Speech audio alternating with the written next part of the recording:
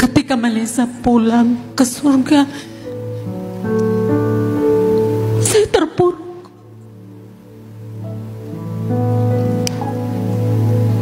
Saya banyak protes sama Tuhan. Saya sulit menerima. Saya nggak bisa terima keadaan bahwa Melisa udah pulang ke surga.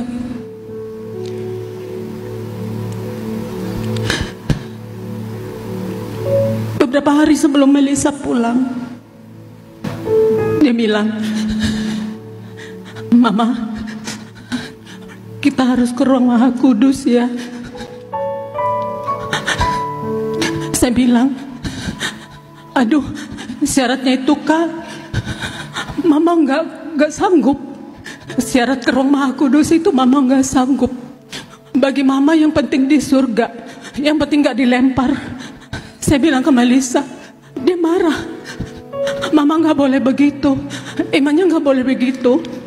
Kita harus ke ruang Maha Kudus," katanya.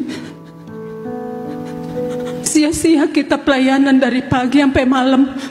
Jangan begitu, Ma. Mama ingat yang di sebelah Tuhan Yesus itu. Saat itu dia bertobat, dia masuk di Firdaus," katanya. "Jadi Mama harus berjuang ke ruang Maha Kudus." Itu kata Melisa. Malam sebelum Melisa pulang, pagi-pagi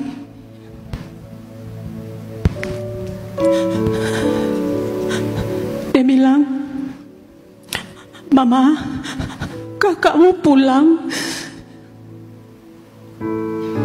Tapi saya nggak ngerti. Saya bilang, "Pulang kemana, Inang? Ini rumah kita."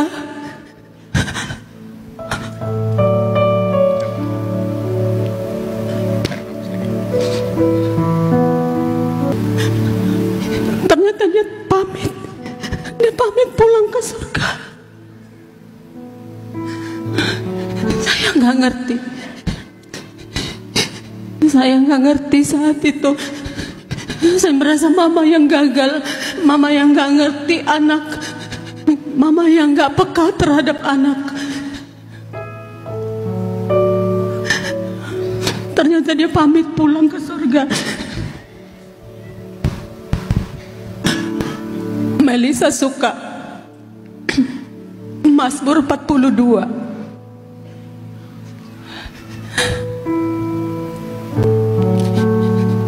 Saya baca Mazmur 42. Saya bilang, "Mengapa?" Karena kami manggil Melisa itu kakak.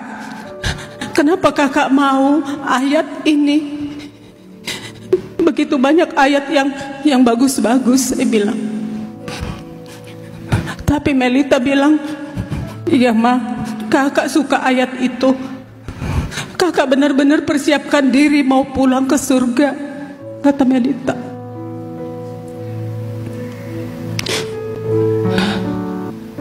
Senin pagi, Melita bilang ke saya, "Itu berapa jam lagi dia pulang?" "Mama, sesibuk apapun Mama harus baca firman setiap hari, minimal 1 ayat setiap hari. Hidupi firman itu," kata Melita. Itu pesannya. Itu pesan Melita.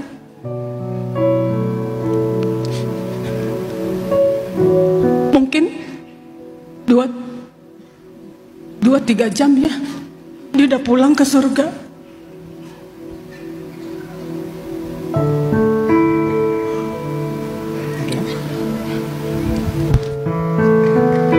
Ya, kembali tepuk tangan untuk Tuhan kita.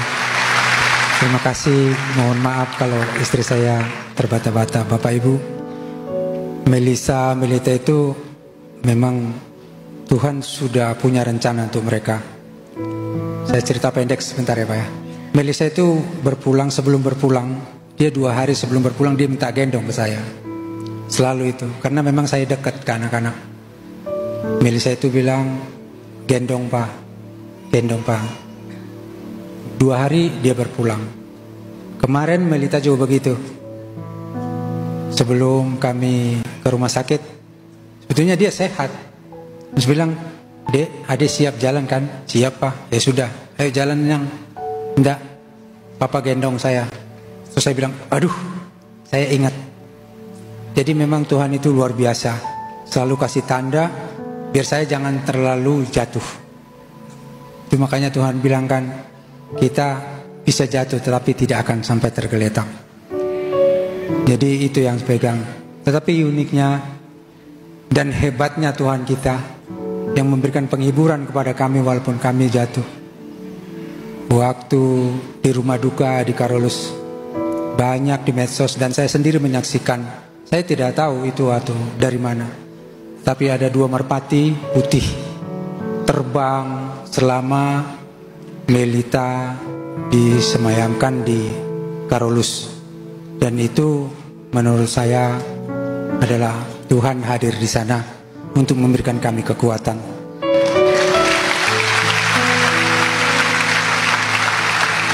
Yang membuat saya terkagum-kagum oleh anugerah Tuhan, walaupun kami berduka, kami istilahnya sementara kami kehilangan Melita sementara, karena nanti akan bertemu lagi. Semua berjalan lancar dan baik atas anugerah Tuhan, oleh kebaikan hati Ibu Gembala Sidang kita. Ibu, terima kasih. Kami sangat diberkati perhatian Ibu dengan Kak Argu yang selalu mensupport kami. Dan yang lain juga. Akhirnya Melisa dan Melita bisa kami satukan di hari yang sama. Menurut keadaan waktu itu kan, waktu itu lebaran kedua ya Pak ya. Lebaran kedua tidak mungkin itu bisa terjadi. Dan sangat sulit. Secara manusia tidak mungkin. Tapi Tuhan bekerja di sana. Tidak ada yang tidak mungkin bagi Tuhan kita. Bahwa Melisa dan Melita bisa kami satukan di satu tempat yang memang yang di luar pikiran kami sebagai orang tua yang istilahnya tidak mampu, tapi Tuhan mampukan.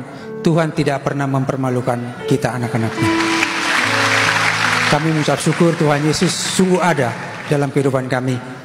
Dan memang terus terang saya dari dulu ada ayat favorit saya, yaitu di Roma 8:28. Itu sudah saya rasakan. Seperti yang Melita bilang, hidupi firman itu. Saya menghidupinya. Allah turut bekerja untuk mendatangkan kebaikan.